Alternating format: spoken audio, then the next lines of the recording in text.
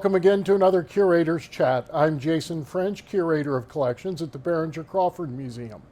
Today we are at a local treasure, a wonderful place of legend here in northern Kentucky, Walt's Hitching Post, which has been around for many, many years. And we're here with a very special Walt's legend, Zeke Jeffcoat. And Zeke, you've been here a long time.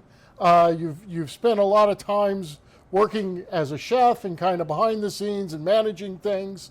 So you've seen much of the history and the expansion of this, what was a little restaurant, into kind of the legend that it is now. Tell me a little bit about what you've enjoyed the most about being here at Walt's. I enjoyed being here at Walt's because the people that I met, important people that came through here, that I was able to see, friends that I created by being here. And without Walt's, I probably wouldn't know half the people that I know. And when Walt's closed down and I left and they asked me to come back, I was glad. Because a lot of those people that I had met through my life, I thought I'd never see again. So it's helped me to be back here. So I enjoyed being here. You weren't originally from northern Kentucky. You came up from South Carolina, right? Yes, that was I was born in South Carolina. And you traveled, you learned to cook from a chef in, you said Florida first? Yes, a guy named Rudy. He was a German chef. Came in one day, he said, "Hey, do you want to learn how to cook?" I said, "Yes." And he taught me. And he took me with him everywhere he went. He went north every summer. I went with him. And when he went back to Florida, I came back with him.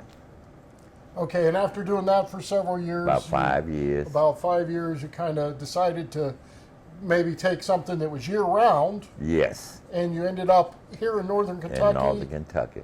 At what restaurant was that again? At the White Horse. At the White Horse, okay. Highway. Yes, I worked there for Rudy. That was his name. So you worked at the White Horse for Rudy until the White Horse burned. Yes. And then you moved from there to Town and Country, right? Yes. Just up the street. Up the street from there. And that's when Billy started talking to you. That's when Billy called me and said, "I got a job offer for you. If you want to come down to talk to me, and we'll work something out." "No, Billy," I said, "I just got here. I'm just want to stay here." And then about 6 months later, he called me again. And he said, "I got a better offer. Won't you come down and talk to me?" And I did, and we sat at that one table. He always said they play cards all the time. We sat there, and I took up the deal, and before I knew it, before I walked out the door, I said yes. And I've been here ever since. Yeah, so you've been, and that's been over 40 years now, over right? 40 years ago, oh, wow. yes. So that was probably a smart move on my part, but well, he always thought that we was good together. Well, and you worked good together, and you both as a team really built this restaurant up. Yes, we did. From just a couple of rooms, a small little place. I think it seated like 50-something people when I came in. Now it seats 360. Oh wow, yeah. So that show you how it kept growing over the years. Over the years. And kind of continued through a couple of fires it had of its own. Yes, it did. And a lot of people in this area give me credit for the success, because it was the back end that they was coming from, the food and stuff that we were putting out.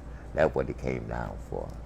So they were coming for the food. What's some of the most popular food here? Well, most people like the ribs we have here and the barbecue stuff that we know, because this is what type of restaurant it was when you first opened, more like a barbecue place, more than less. But over the years, we done expanded, and we sell a lot of steaks and stuff like that. We sold steaks back then, but we sold more ribs and chicken barbecue stuff then, almost like Montgomery Inn sold the ribs. Mm-hmm. But we expanded into steaks and stuff. Now we got a big menu. We get most anything here that you want now. And that's, over the years you experimented with things. You brought it onto the menu. The people liked it, and you kept it. Kept it, and that's where you put different stuff out. If it works, if it don't, I take it off. But if it works, I keep it on, and just kept going. Over the years, you put different stuff on, you take different stuff out, and things change as you go along. Right now, the menu is so much better now because what's going on in the time. They cook things different now. Yeah. than they did 20 years ago. Everything is prepared different. So you got to move with the time. And I think we did a good job of that. Oh, that's great. Yeah. And that's so over the years, you know, you worked for Billy, but he trusted you to kind of run it for him. Well, he did. he did. He stayed out the back end. He always would tell people, he said, that's Zeke's kitchen. If you want anything, you talk to him. He never did mess with it. And anything I want to put on the menu, I would always discuss it with him because he's the owner. And he would always tell me, whatever you think. He would never say no. He said, whatever you think. And So Billy bought it from Walt. well, he bought it from his wife. Oh, he bought it from Walt's wife. While Walt had passed away. And Walt had gotten it before it was Walt's. It was a Western Southern. It was kind of a little lodge, a resort kind of. For the clients and stuff to come out of it. Just a log cabin, what it was. It was just kind of a little of escape for them. They said back in the day, I wasn't here, they said everything they called a hitching post. People would stop here to water their horses going into Cincinnati and stop on the way back. A good distance from here, you shot a horse and buggy going into Cincinnati. Oh, yeah, you know? I can see that. And they said that's what type of place it was. They called it a hitching post. That way they came in, got to water their horses and everything, and went on further south. So, and then Billy liked horses. Oh, yeah. And that's kind of what is some of the theme here with all the horse racing. Yes, he was a horse. He liked the horses. He owned about 20 horses one time. Did he? Yeah. Did you say he named a horse? Yeah, he named a horse Zeke Experience. Yeah, he did. He named him. He always thought I was lucky for him. Oh. He was funny like that. He always, when he go to the racetrack, he always took me. And then we went out of town together. Went to Chicago to the races up because he had a couple of horses up there. He would always come in and say, I'm going to Chicago, arrange it where you can go. And I would set my schedule, set things up in the back, and I would go with him.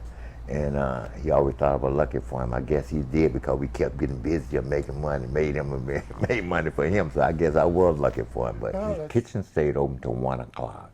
We used to have dinner all the way up to 1 o'clock. And that helped us. You could come in this place sometime at 12:30, 1 o'clock, the whole front room was packed. Because people that worked at other restaurants or people that own other restaurants, they would come here, have their dinner after they closed their places down. A lot of those places would close like we do now at 10, 11 o'clock at night. And we just stayed open to 1. And we would get everybody in here. I hope everybody has enjoyed this Curator's Chat, and we will see you on our next chat. Don't forget to like and subscribe.